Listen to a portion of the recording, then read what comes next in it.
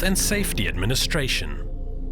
Before any construction work begins, it is important to understand and complete the appropriate health and safety administration process. Although this process often seems boring or unnecessary, long-term, well-managed health and safety administration can and will save lives. As the contractor, you are responsible for the following administration processes. Notification of construction work.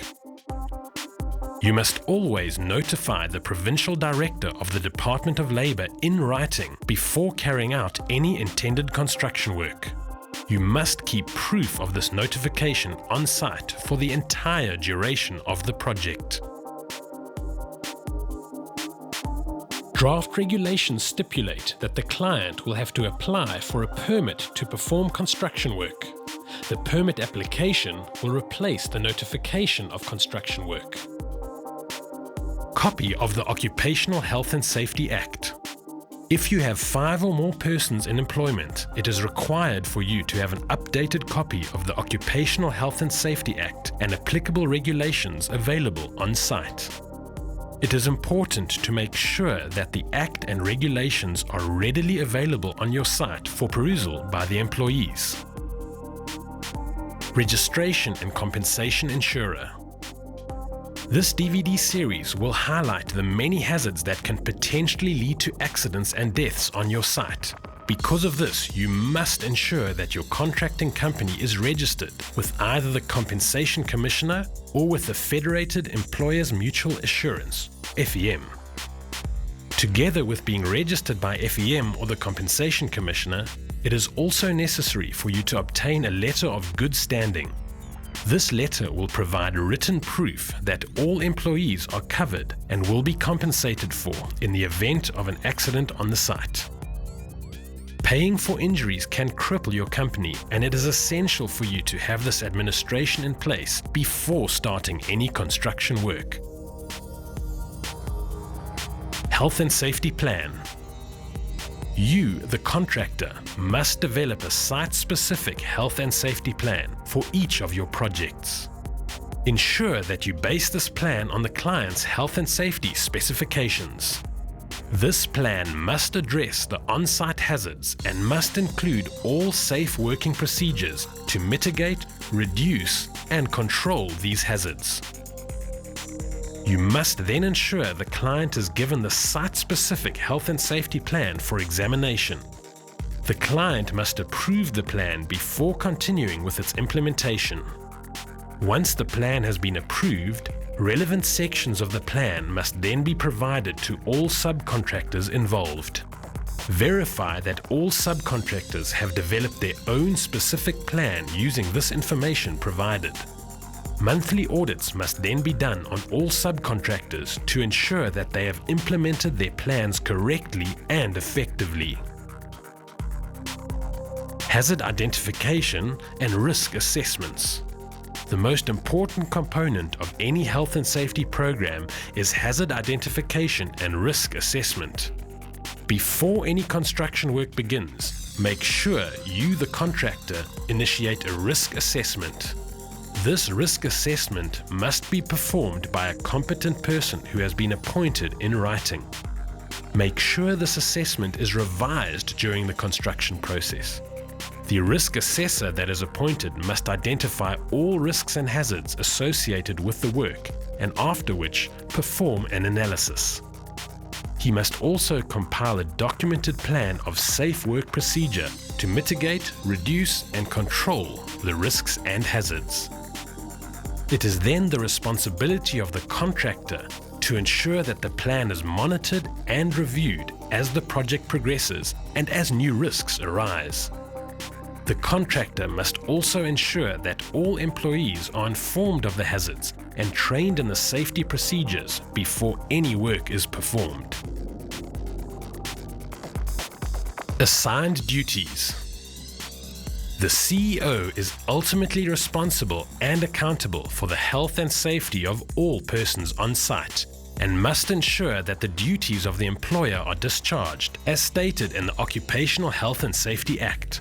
The CEO may assign his duties to persons under his control. Contracted directors or managers are good examples of suitable people for this assignment. Supervision of construction work. The contractor must appoint a full-time competent employee as a construction supervisor, and this appointment must be made in writing. It is this person's job to supervise and monitor all construction work conducted on site. Depending on the size of the project, the contractor may appoint one or more competent persons to assist the construction supervisor with his duties. Construction Safety Officer.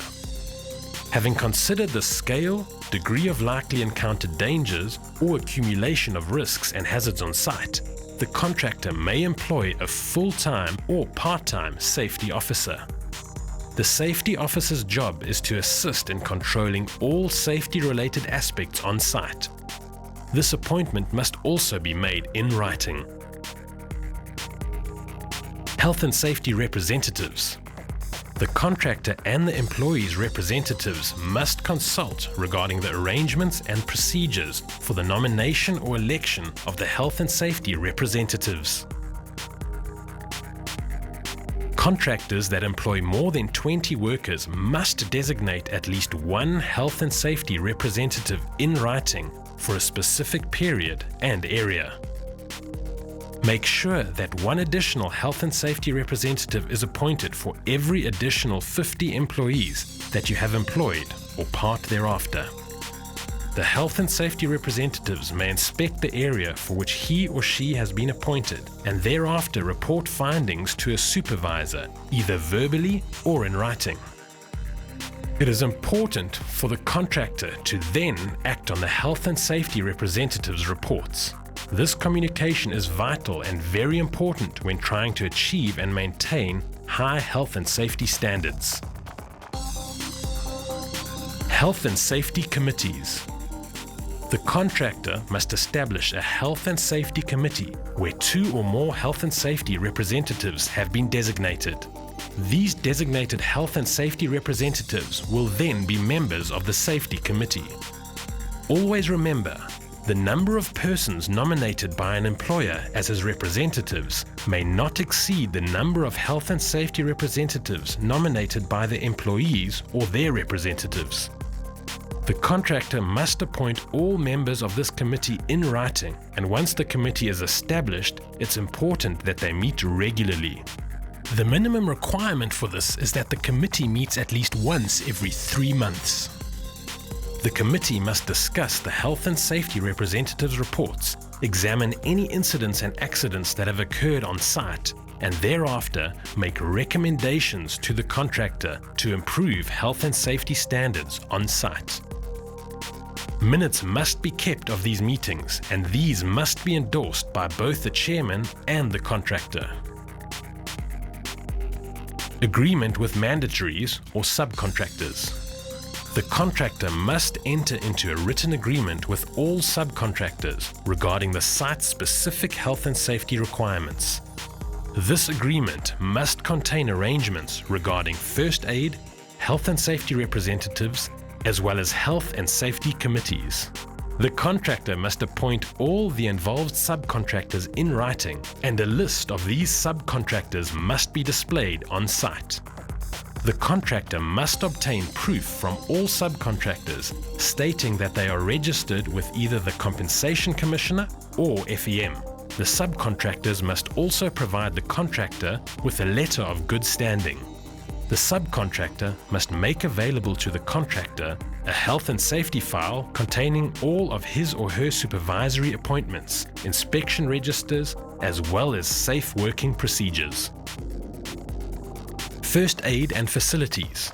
The contractor must ensure that a sufficient number of first aid boxes are readily available on a site where there are 5 or more workers employed. One employee qualified in first aid must be appointed to a site that has more than 10 workers employed. Remember to appoint one additional first aid attendant for every extra 50 workers. The names of the first aiders must be compiled into a list and displayed on the site. Knowing who your first aiders are is very important in emergencies, where time is the decider between life and death. It is also very important that all first aid boxes are well maintained. A dressing register must be kept in each first aid box and the content monitored so as to be replenished when necessary. The names of the people in charge of the first aid boxes must be displayed, and the location of these first aid boxes must also be clearly indicated. Remember, first aid is not a privilege, it is a right, and it must be freely available to all persons on site. Recording, reporting, and the investigation of incidents. The contractor must appoint in writing a person who is responsible for recording and investigating incidents. The appointed person must ensure that all injuries which result in people receiving medical treatment other than first aid are recorded and investigated appropriately. These investigations must be recorded on an Annexure 1 and copies must be available on site. Incident reports must be tabled at the next Health and Safety Committee meeting, and the committee must make recommendations to prevent the same incidents from reoccurring. Management must ensure that the reported findings are acted on and that recommendations made by the committee are implemented. All serious incidents, as prescribed in Section 24 of the Occupational Health and Safety Act, must be reported within 7 days to the Provincial Director of the Department of Labour by using a WCL 1 or 2. Construction sites should never be the location of a fatality. Unfortunately, accidents happen, and in the event of a serious accident that leads to a death, it is important that the situation is handled in the best possible way. Remember, it is imperative that the scene of the incident is not disturbed or changed in any way until the Department of Labour is contacted and permission to move or change the scene is granted.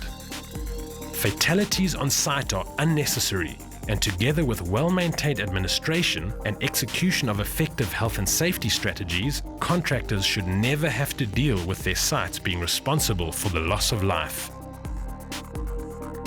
It is every worker's right to work and earn a living and still be able to return safely home to their family.